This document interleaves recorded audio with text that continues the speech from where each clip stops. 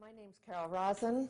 I'm here to introduce to you today a treaty that all of us can work on that can actually change the whole game that's causing so many problems and challenges on this planet, that's causing so much suffering, so much damage, and possibly the obliteration of the whole human species. That may sound a bit depressing and far out, but in fact it's true. I've been working on the space issue for world peace for a number of decades. I was a school teacher at first, and then I became the first woman corporate manager of an aerospace company. I worked with the late Dr. Wernher von Braun, the father of rocketry. In the process of my working in an aerospace company and then consulting to other companies, working in the peace movement, in the environmental movement, in the animal rights movement, I discovered that a game was being played, and it's aimed at weaponizing outer space. And why is that important? Why is this an important issue when we have so many problems on the planet? I'll tell you why. It's because it is the place, outer space, where we can transform the entire war industry into a space industry.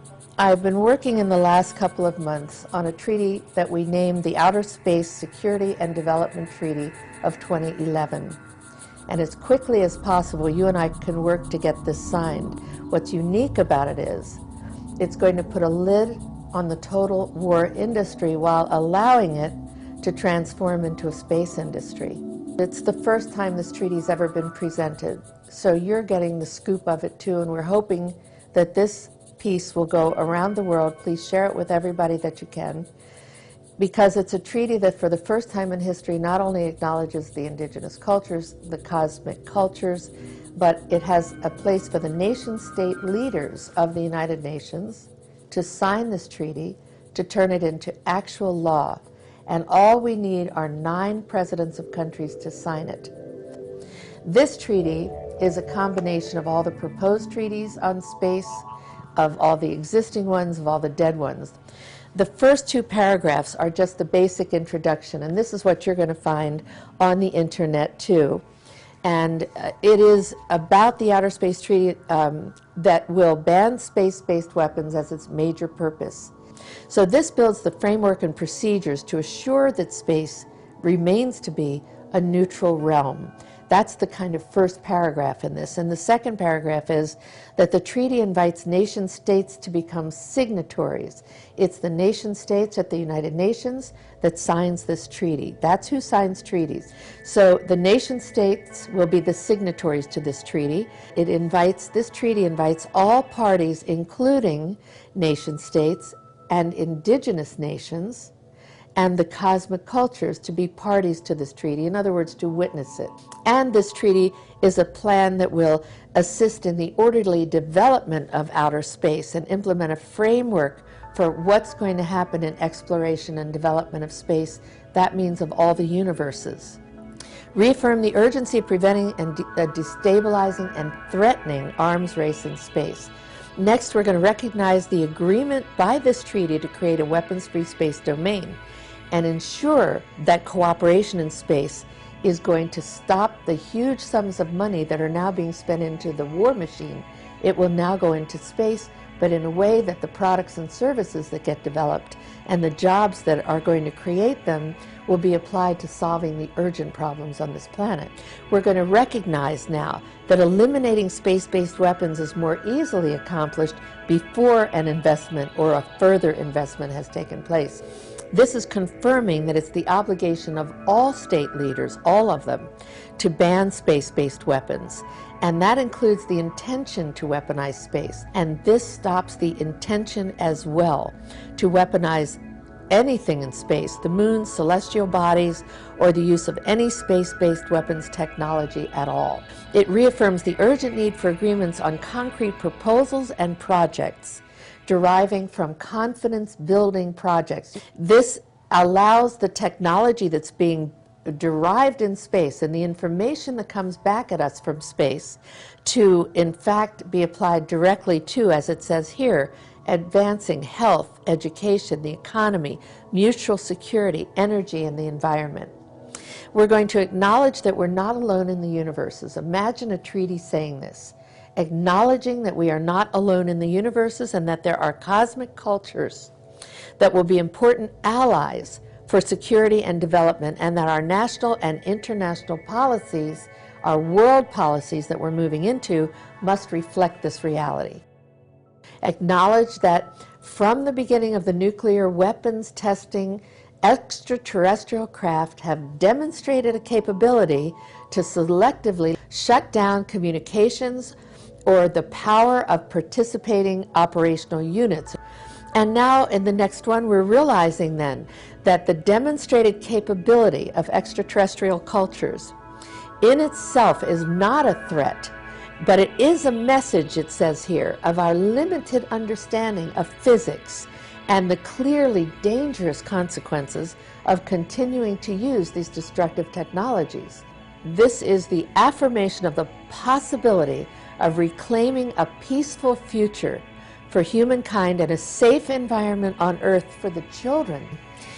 So now we're moving right into affirming the possibility of reclaiming a peaceful future for humankind and a safe environment for the Earth, and how that's intimately linked, it says it right here, with curbing the violence towards each other and Earth, and with preparing to survive as Gaia, Earth herself, heals herself, and that counsel and support from the cosmic cultures thousands of years our senior would be exceedingly helpful. Every class of space-based weapons, including weapons of mass destruction or weapons that are precisely aimed at Earth or beings or dwellings or in space, that all of this is a symbol of fear, that space must be forever free of man-made hazards and must be a passageway to the secrets of our past and the challenges of the future. The parties to this treaty are inspired by the great prospects of Earth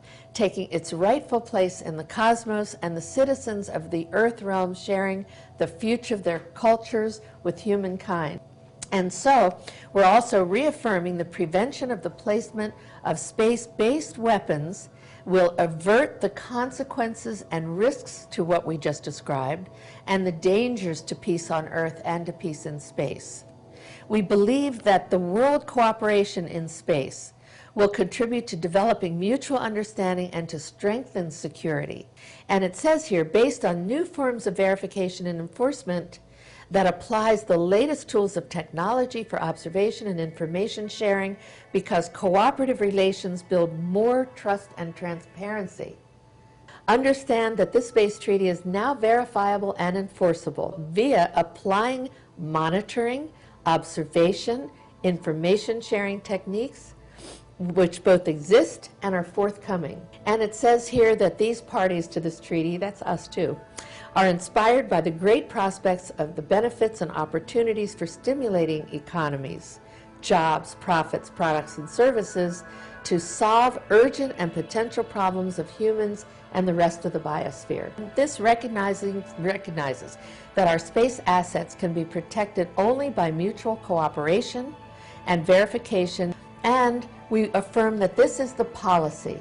This is the policy of the parties to this treaty, to permanently ban all space-based weapons, and that then we will proceed, it says, into space cooperatively. And so the first article says that each nation states signing and ratifying the Outer Space Security and Development Treaty of 2011 shall implement a ban on research, development, testing, manufacturing, deployment of all space-based weapons. It implements a ban on the use of space-based weapons that have the purpose, it says here, to destroy and damage objects or beings located in space or on Earth. Finally, each nation-state signatory, whoever signs this treaty, shall support and encourage other nation-states to sign and ratify it. After the first 9 nation-states sign and ratify this treaty, the Secretary General of the United Nations shall submit this to the General Assembly of the UN, and it is officially recognized henceforth as ratified law. Nothing in this treaty shall prohibit the following, however. It will not prohibit space research and development, just the research and development on space-based weapons, get it? It will not stop space-based ventures that are confirmed by what's going to be formed in this. So the Peace and Space Office is going to be formed so that No part of a space-based system can be a space-based weapons system. That's the next point here. Then it goes on to number 5. Cooperative space-based ventures with any peoples on Earth or with members of any cosmic culture are encouraged. Article 2 goes into each nation-state signatory to the treaty shall not base any weapons on any object or celestial body located in space. Permitted, however, is the establishment of space-based, even military bases or operations, military operations, but they are not of a weapons nature in space. So that's including communication, navigation, reconnaissance, early warning, remote sensing, and surveillance that does not interfere with operations of any satellites or with living and working in space or with any space ventures, provided that it can be verified. Okay?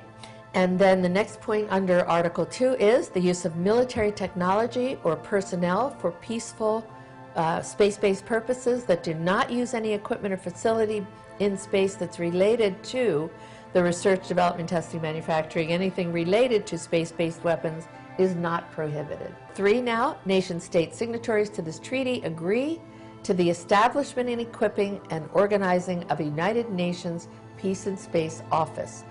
Next, the Peace and Space Office shall be composed of representatives from diverse areas, such as commercial, civil, entrepreneurial, and military sectors, working together, which they already do, except that now the game is to weaponize space. They will now check registration of space ventures and determine methods for monitoring compliance to this treaty and for verification and enforcement measures that will maintain the permanent commitment of all nation-state signatories to the treaty. Perfect.